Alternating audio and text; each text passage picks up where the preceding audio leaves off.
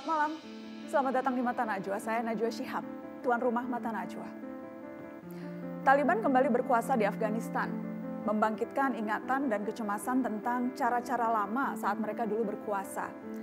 Bagi Indonesia yang kenyang dengan pengalaman terorisme, kembalinya Taliban membuka lagi kotak Pandora tentang cap Taliban yang kolot, anti perbedaan dan kemajuan, tentang ancaman bangkitnya sel-sel gerakan teror yang lama bergentayangan. Saat prasangka dan kecemasan berpadu dengan rekam jejak masa lalu, sangat penting membicarakan Taliban dengan cermat, jernih, dan isi kepala yang tidak beku. Agar kewaspadaan tetap terjaga dalam dosis yang tepat tanpa mempertajam saling curiga di antara sesama anak bangsa. Inilah Mata Najwa. Jaga-jaga Taliban. Kelompok Taliban menyatakan perang di Afghanistan telah berakhir. Pada Minggu 15 Agustus 2021, Taliban telah menduduki istana kepresidenan di kota Kabul.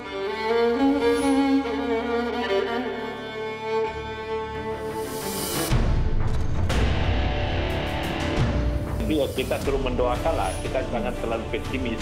Dulu memang tidak begitu, langsung ditangkapin semua orang, dia bunuh orang. Hari ini kan kita tidak melihat seperti itu. Kemenangan Taliban sekarang di Afghanistan mempengaruhi kepada kelompok radikal di Indonesia ini membangkitkan kembali semangat jihad.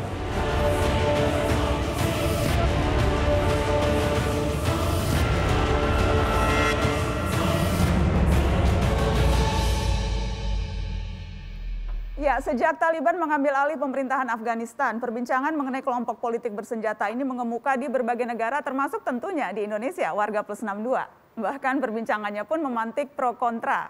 Kenapa topik ini begitu disorot dan benarkah ada unsur politis hingga potensi radikalisme? Sudah hadir di Mata Najwa untuk membahasnya anggota Komisi 1 DPR yang memang membidangi urusan luar negeri dan keamanan. Saya perkenalkan dari fraksi Nasdem ada Kang Farhan. Selamat malam Kang Farhan. Selamat malam, Assalamualaikum. Waalaikumsalam warahmatullahi wabarakatuh. Dan saya juga mengundang Bang Fadlizon dari fraksi Gerindra. Selamat malam Bang. Selamat malam, Assalamualaikum warahmatullahi. Waalaikumsalam warahmatullahi wabarakatuh. Dan tentunya untuk melengkapi diskusi soal potensi radikalisme pasca kemenangan Taliban, saya mengundang Deputi 7 BIN Wawan Purwanto. Pak Wawan, selamat malam. Selamat malam, Assalamualaikum. Waalaikumsalam warahmatullahi wabarakatuh. Saya kedua anggota DPR dulu Pak Wawan, karena ini kebetulan diundang yang vokal-vokal nih.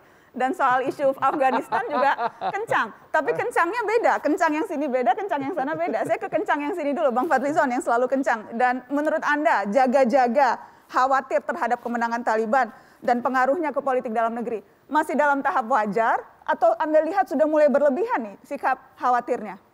Menurut saya agak berlebihan ya. Menurut saya ini kan satu kejadian yang sudah panjang secara historis, sudah 40 tahun. Kemudian 20 tahun lalu ada war on terror yang dilakukan oleh Amerika. Dan kalau kita lihat peristiwa ini kan bukan satu peristiwa yang single handed ya. Taliban muncul ini juga melalui satu proses. Indonesia saya kira mempunyai kedekatan kultural dalam hal ini, mayoritas beragama Islam dan juga Sunni gitu ya. Seharusnya tidak khawatir karena beberapa waktu lalu pun Wakil Presiden Yusuf Kala di dalam pemerintahan Pak Jokowi ini bahkan menjalin hubungan dengan Taliban dan pemerintah Afghanistan atau faksi-faksi yang ada. Ketika Anda bilang agak berlebihan, apa misalnya yang menurut Anda berlebihannya? Ya misalnya belum apa-apa sudah membuat satu stigma. Kita kan harus lihat dulu apa yang terjadi. Apakah Taliban yang sekarang ini sama dengan yang dulu?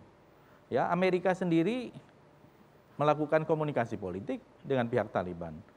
Pemerintahan Trump yang lalu dan baru-baru ini beberapa hari yang lalu malah direktur CIA yang berkomunikasi dengan Taliban. Artinya kita jangan cepat melakukan satu judgement.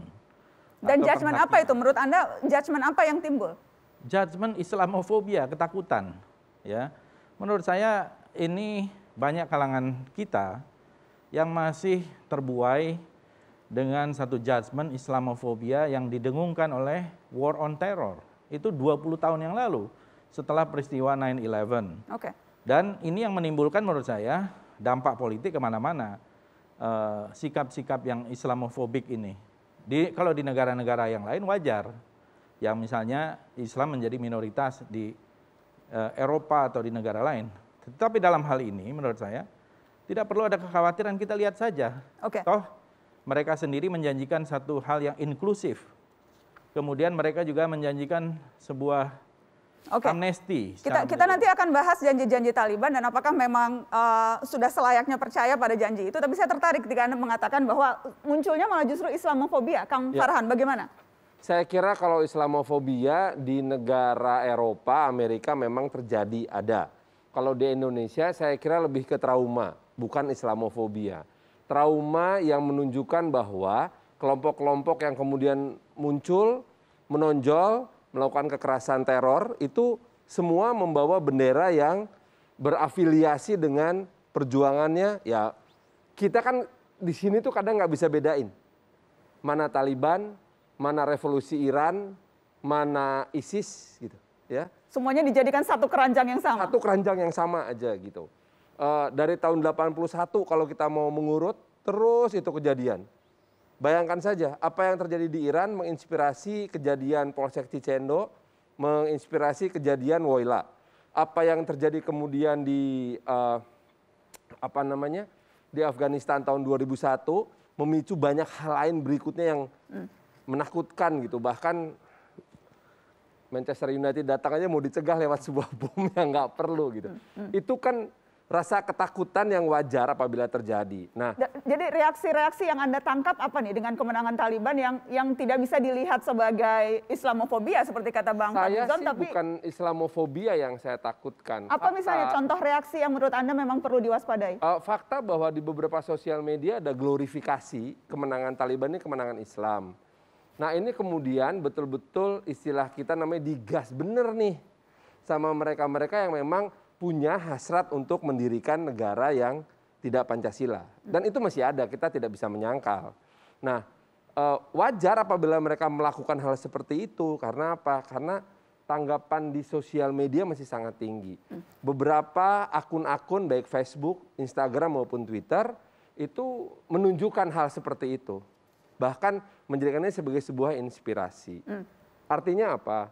Kita akan lihat beberapa contoh ya Kang Farhan, karena kita juga sudah mengumpulkan bagaimana ramainya sosial media pasca kemenangan Taliban yang kemudian dibumbui dari perspektif masing-masing kelompok. Polarisasi yang terjadi di negeri ini kemudian mempengaruhi bagaimana mereka bereaksi atas kemenangan Taliban di Afghanistan. Kita lihat yang ini.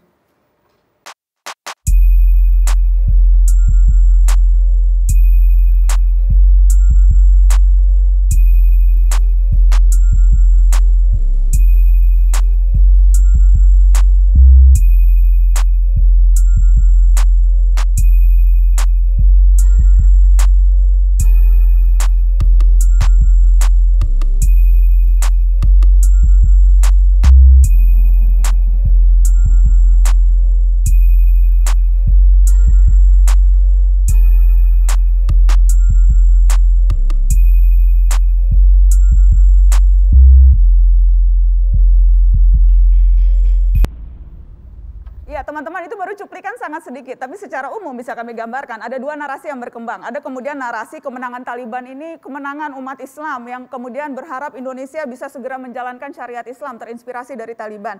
Ada juga kelompok lain yang justru mewanti-wanti jangan sampai ada terjadi potensi terorisme nih karena Taliban sudah menang, dan kemudian juga menyerang kelompok-kelompok lain dengan tudingan Taliban Indonesia. Jadi ini narasi yang berkembang rasanya terkait dengan bagaimana polarisasi di dalam negeri, Pak Wawan. Seberapa jauh Anda sebetulnya melihat ada ancaman berangkat dari ramainya media sosial? Apakah itu juga dipantau oleh BIN? Ya, kami melakukan patroli cyber 24 jam.